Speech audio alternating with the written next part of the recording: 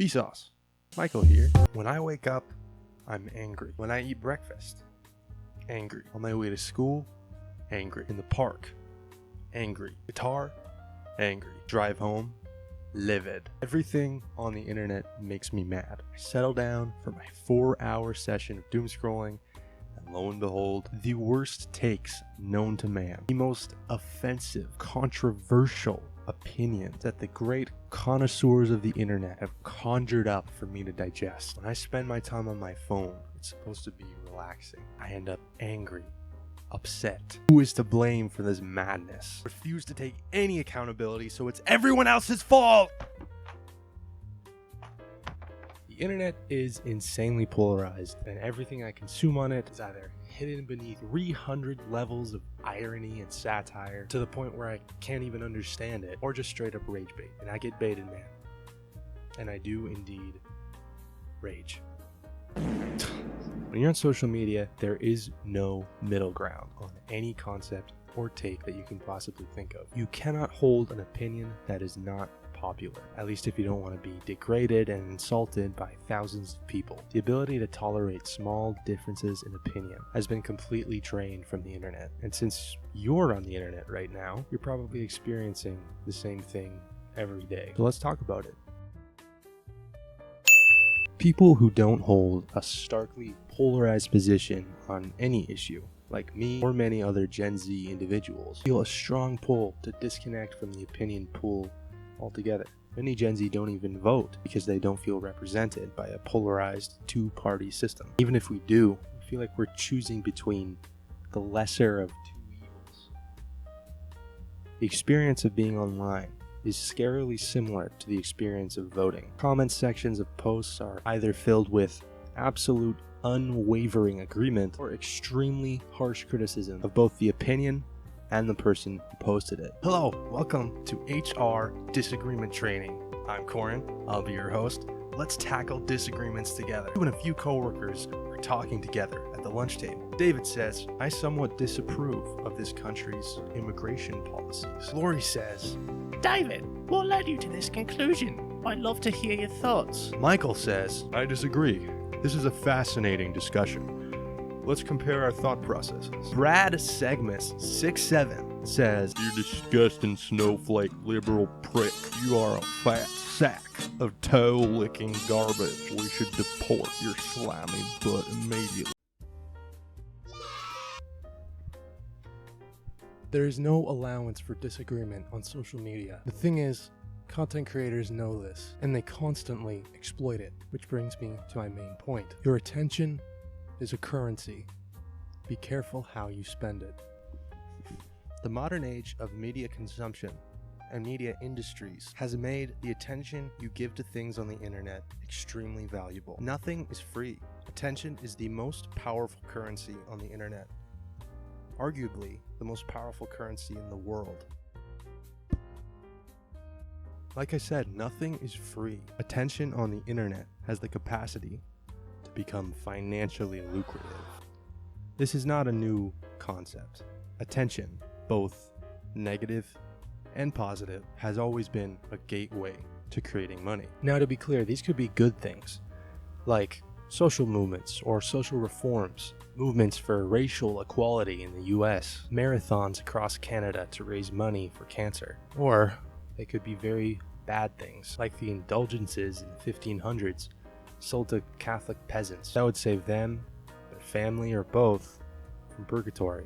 Broad strokes across a nation's collective wealth by exploiting a common belief, suffering in hell till the filth of their soul could be purged and they could enter heaven clean, which is not what the Bible teaches, by the way. We gotta ask ourselves, what kind of beliefs do most people hold? What kind of content based on these beliefs would upset them the most? See, now we're starting to think like influencers.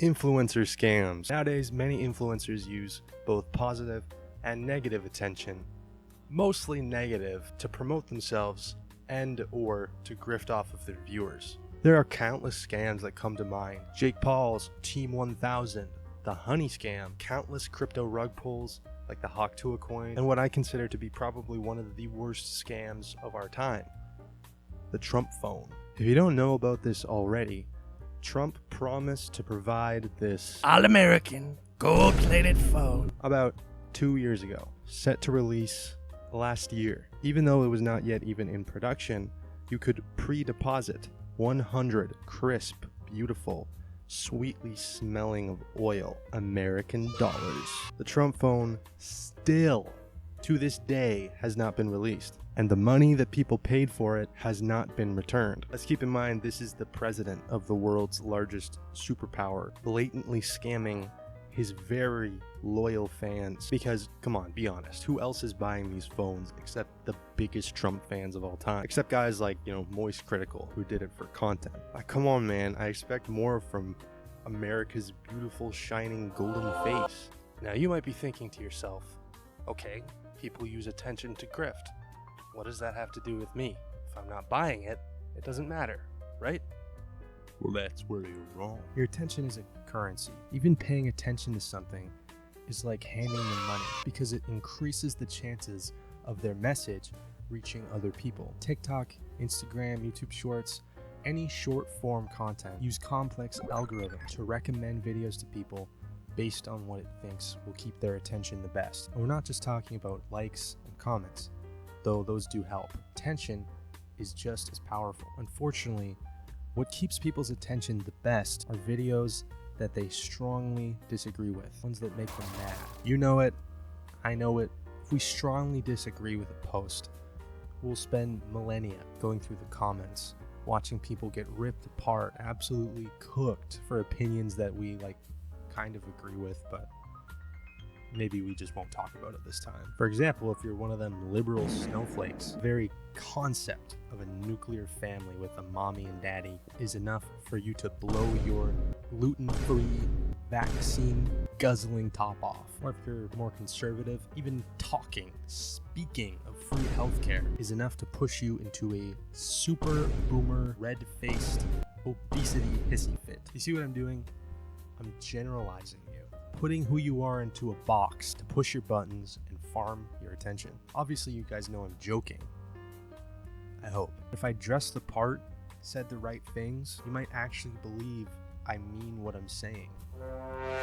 Another way influencers farm attention is by having the most controversial takes of all time. TikTok, for example, has a lot of sexism. Partially it's misandry and just nasty insults labeling men as predators and lazy idiots. On the other hand, there's the opposite, misogyny and nasty insults that generalize women to be self-centered, attention-seeking victims. The thing is, neither of these are very intelligent takes, but that's kind of the point. You're definitely gonna run into some Neanderthals on TikTok, but a huge chunk of them are just using controversy as a tool to gain traction. It could be to, make money, or it could be to build a brand, or it could just be because they like the attention. I hate to use the word honor here, but people who do stuff like this, in my opinion, kind of pathetic. If TikTok is the Wild West, then Instagram is way worse. Racism, sexism, homophobia, transphobia, xenophobia, anti-Semitism. Instagram is the worst platform for pretty much everything. The opportunities to make money are extremely limited. Pretty much just paid partnerships, which look like ads, act like ads, and pretty much everyone just swipes over them because they have to appease to a brand. Because if you're appeasing to a brand, your content has to be pretty generic so that it doesn't step on anyone's toes and make the brand look bad. So if you see controversial takes on Instagram, at least Instagram exclusively, it's probably just people grifting for their own attention because they like how it feels, not necessarily making money. Speaking of money, if you're with me so far, you can probably see the connection between rage baiting someone, making them upset, and farming attention off of it. You're probably wondering now, if my attention is so valuable, how are they making money? For socials like TikTok and YouTube Shorts, primarily the money is made by ad revenue and in-app purchases on platforms like the TikTok Shop. These platforms don't care much about who's making the content or what the content actually is, as long as it's generating revenue by keeping people watching as long as humanly possible. You can probably tell this creates a high incentive to make controversial content because you know it means people will actually watch it, perhaps more than once. The longer they keep people watching, the higher the percentage of money they'll make. Remember when I said that if you said the right thing, dressed the right way, looked the right way, people would believe what you're saying, that you were serious? I meant that. You know those TikToks and Reels that are like, I caught my wife live on Tinder and I showed up to confront her. And like, it's satisfying to see like a cheater get what they deserve and all that stuff. What if I told you not a single one of them is real? Oh my goodness, this is crazy. I'm getting lied to on the internet. These particular people who are making fake dramatizations of actually traumatic moments in a person's life are usually being paid by services like, or I'm actually probably gonna have to censor that because no free ads. The point of the websites is like your partner is cheating, so these websites will search the web, all the dating apps, see if their profile is anywhere on there. If you send them a picture, maybe it's AI powered, you know, any buzzword you can think of. It's really hard to say if these things actually work. I've never tried them. I looked up a bunch of reviews. Most people say they don't really work. The average of the reviews is like 4 out of 10. It could also be that your partner is just not on there and you thought they were cheating and they're not, so then you give them a bad rating for not finding them even though they're not there. But one thing is for sure, it costs money to use the service. So that means people are farming your attention by creating hundreds of fake cheating videos so that they can cash in. There's a direct connotation between your attention and them making money. The comment sections on these videos are absurd. Like, they actually believe it. They are totally into it. They're giving their opinions on who was wrong and who was right. It's insane that they can't see it's fake. If you check out the page, there's hundreds, and every single one is exactly the same. I'm home.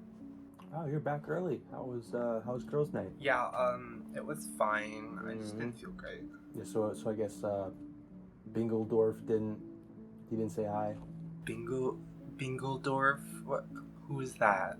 Oh, Bingledorf Wallawasowitz. He's like 6'7", 300 pounds. White guy. What?